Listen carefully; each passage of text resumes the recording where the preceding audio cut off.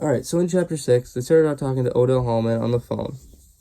He is incarcerated as well as Curtis was, but in this case, he wanted to testify against Curtis for the murders. So Hallman was answering questions using a contraband cell phone from his prison cell. He started out talking about himself, but then he started talking about Curtis Flowers and the murders. A quote that Hallman used later on in the conversation was, "I helped them and they helped me." So it seems to be that if Hallman would be a key witness against Curtis Flowers, that Doug Evans, which was the prosecutor, would help out Odell Hallman. Doug got Odell Hallman out of drug charges earlier in Doug's life. He didn't even get in trouble for trying to run over the deputy sheriff. So pretty much, Odell was almost seemed like he was like invincible if he was a key witness against Flowers. It seemed like Doug would always help him out quite a bit. But eventually it came out, and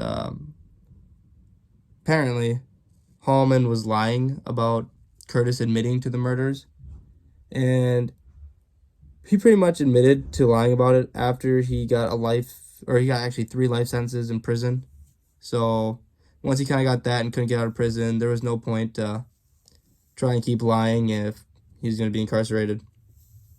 And then another big thing that happened in the chapter was they went and interviewed Curtis's family and how that would affect, or how that affected his family of him being in prison.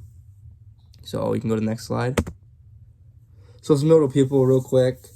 Some notable people were Odell Hallman, obviously. He was a big key witness in the case at the beginning. But eventually he, like I said, he got incarcerated.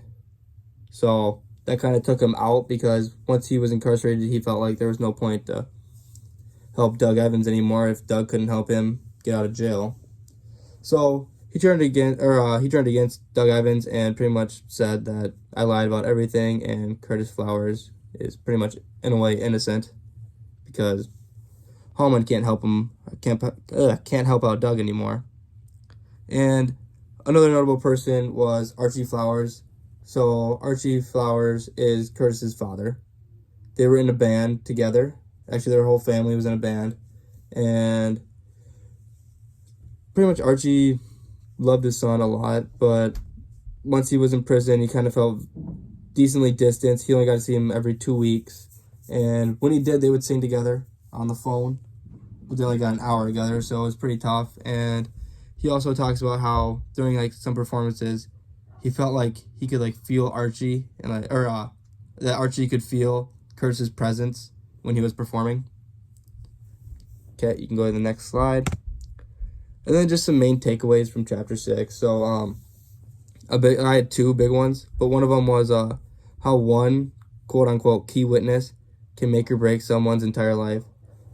So pretty much this is referring to Hallman and Curtis. So Hallman was trying to go against Curtis and make up that Curtis admitted to the murders, because it came out that he didn't actually. But if like Hallman would have kept lying and kept this going, eventually Curtis could have gotten executed for something that he may or may not have even done, which wouldn't be fair to anyone's life.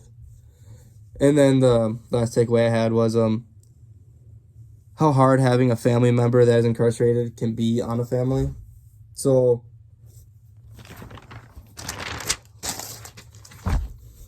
Curtis's mom, she felt like she was like living 2 different lives, where one, she was like with her family and everyone was together, but she had another life where Curtis was only able to talk on the phone for like an hour every couple of days. So she, like, even if she was at like a family event, like they were at a birthday party one time, but Curtis's mom just left the birthday party and went inside the house and talked to Curtis on the phone, where she kind of lives like 2 different lives, where she's with the family, but then if Curtis can talk, she leaves the family no matter what's going on at that time. And then, so for Curtis's dad, like I talked about earlier, they're in a band, and once Curtis left, because Curtis was like one of like the main singers, but once he left, his dad kind of got depressed, and you could still feel like the presence of him, but just knowing that he wasn't there put a lot of stress and, made him sad. And then another person, which is like one of the minor characters in the story. But his cousin, Kittery.